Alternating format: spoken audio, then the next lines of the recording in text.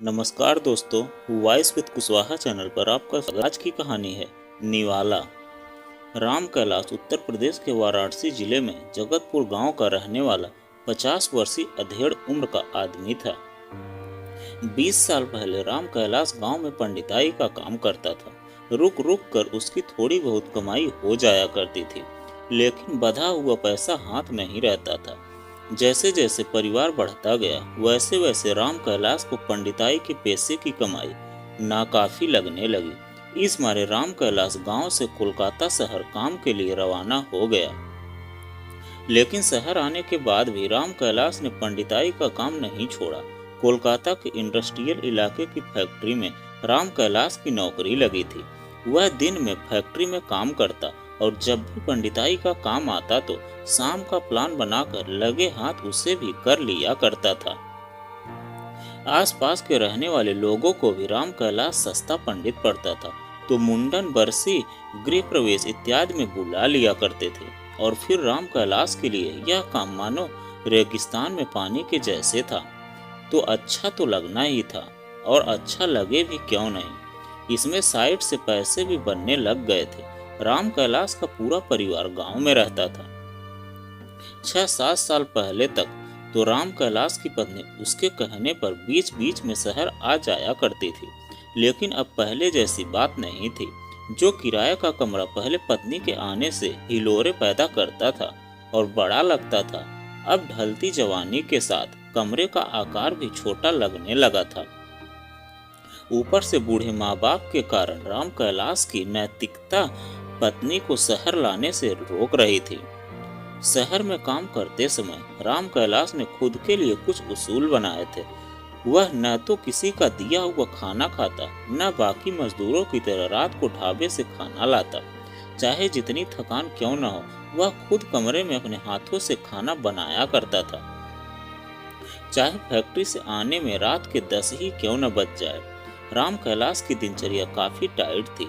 वह आदतन शौचालय जाने से पहले जनेऊ कान में लपेट लेता। सर्दी हो या गर्मी, सुबह ही नहा लेता। विशेष तौर पर गांव से चंदन का प्रबंध किया रहता था, तो धूप बत्ती जलाकर पूजा करने के बाद टीका जरूर लगाता। हालांकि गर्मी और पसीने से टीका एक समय के बाद माथे पर टिकता नहीं था, लेकिन टीका लगाने की आदत घनघोर थी। आमतौर पर चंदन का टीका लोगों को आकर्षित करता था, जिससे लगे हाथ उनके पंडित होने का भी प्रचार होता और उसे इसका फायदा हो जाया करता था। एक दिन राम कैलाश को अचानक सुनने में आया कि पूरे देश में कोरोना महामारी के कारण प्रधानमंत्री ने 21 दिन की तालाबंदी कर दी है। वह थोड़ा हैरान तो हुआ, लेकिन 21 दिन तक अपने खाने पीने का खर्चा उठा सकता था, तो उसे खास चिंता नहीं हुई। और फिर राम कैलाश ने राष्ट्र समर्पण की भावना से खुद को तालाबंदी के लिए तैयार कर लिया था। लेकिन इस तालाबंदी में उसके बहुत से उसूल बिगड़ने लगे थे।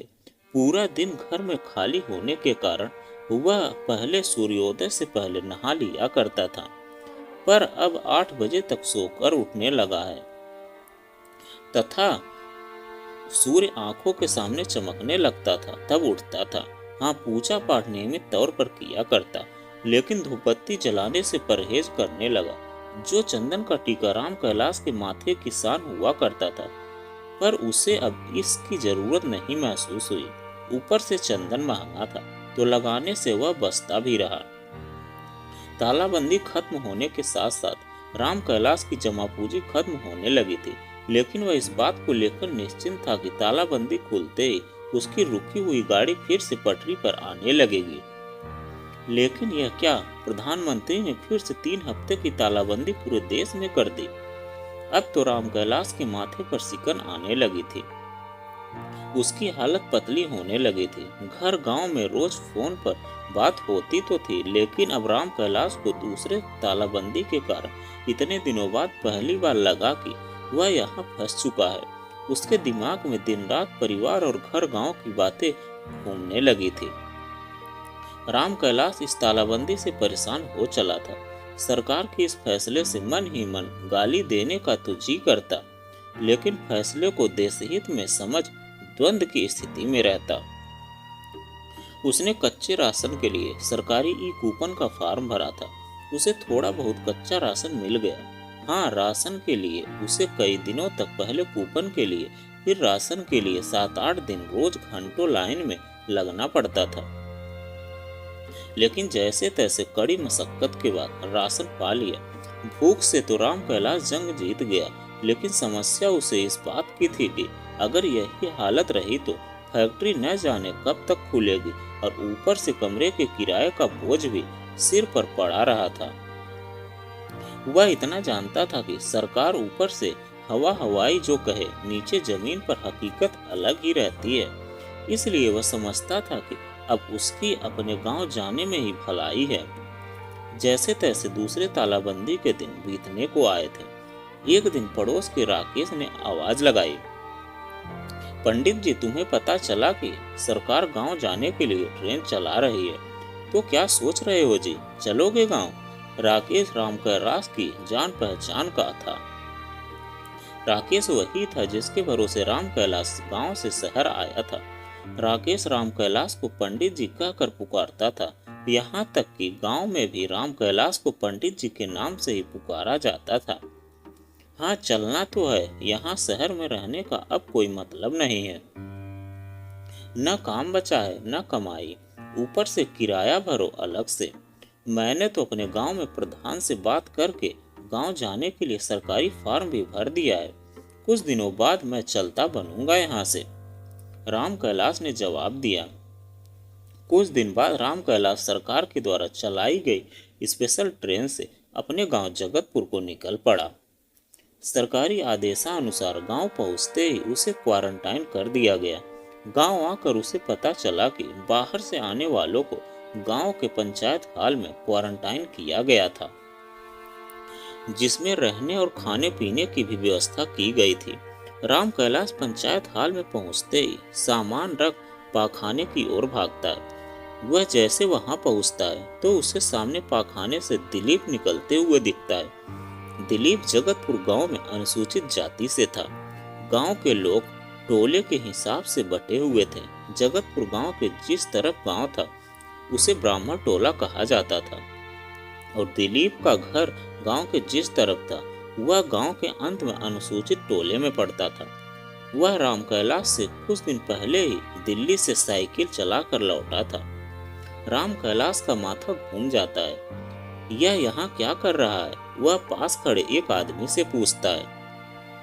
यह भी हमारे साथ यहीं क्वारंटाइन हुआ है, तो क्या यहाँ साथ में ही खाना खाना पीता है? राम कैलाश पूछता है। हाँ, कुछ ऐसा ही समझ लो। राम कैलाश फिर कहता है, यहाँ तो हमारा धर्म नष्ट हो जाएगा। हम एक पल भी यहाँ नहीं ठहर सकते। या तो हमें इस रूम से अलग कर दें या हमें उससे दूर। राम कैलाश किसी व्यक्ति को कहकर गांव के प्रधान जी को उनसे मिलने आने को कहते हैं। गांव के प्रधान जी बुद्धि से चतुर और जाति के ब्राह्मण थे। उनका 20 साल लगातार प्रधान बने रहने का रिकॉर्ड था, लेकिन पिछले साल जगतपुर गांव की प्रधान सीट महिला आरक्षित कर दी गई थी। इसके कारण प्रधान जी चुनाव नहीं लड़ पाए थे, लेकिन उन्होंने अपनी चतुर बुद्धि का प्रयोग कर इस सीट पर अपनी पत्नी को चुनाव के लिए खड़ा कर दिया।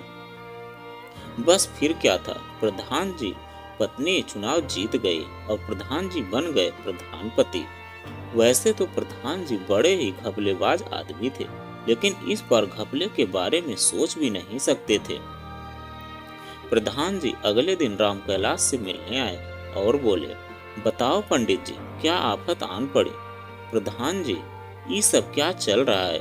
प्रधान जी सोचते हुए बोले, क्या चल रहा है मतलब? हम क्यों उस दिलीप के साथ रखे हैं हमें? क्या बताएं पंडित जी, यह तो आगे से ऑर्डर आया है तो बस वही कर रहे हैं, लेकिन हमारा तो धर्म भ्रष्ट हो जाएगा। प्रधान जी आप तो जानते ही हैं। देखो पंडित जी, ये सब हमारे बस में नहीं है।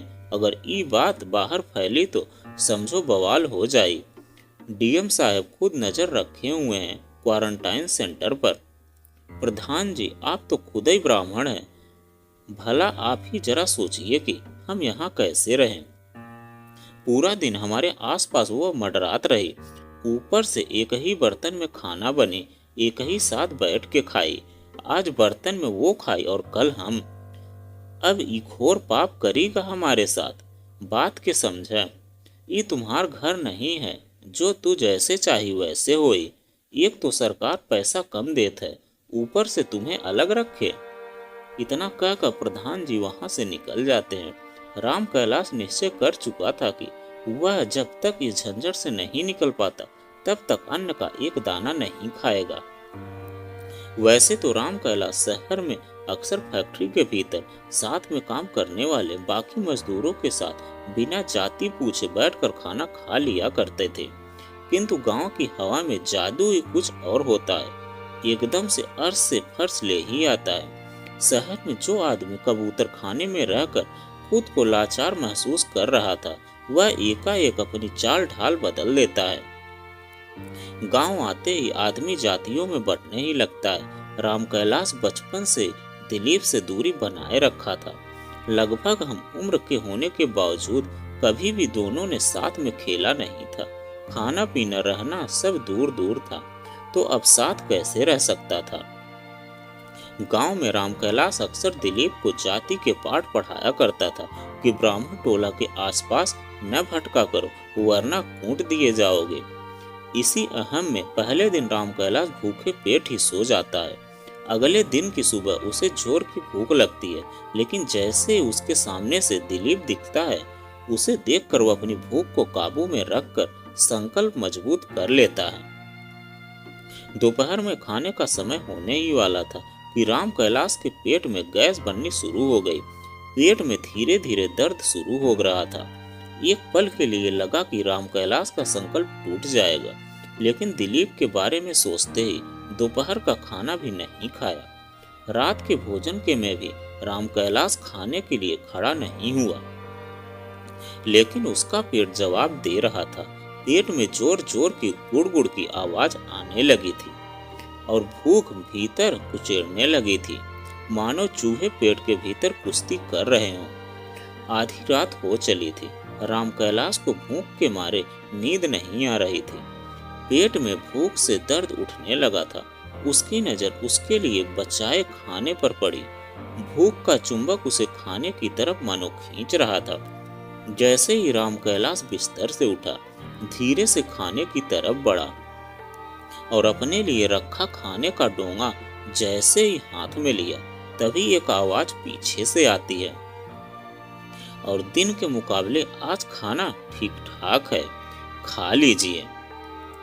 यह सुनते ही राम कैलाश की आंखों में आंसू आ जाने लगते हैं और वह पहला निवाला अपने मुंह में डाल देता है। तो दोस्तों, जात पात का भेद नहीं करना चाहिए। तो दोस्तों, यह कहानी आपको कैसी लगी कमेंट में लिखकर जरूर बताइएगा।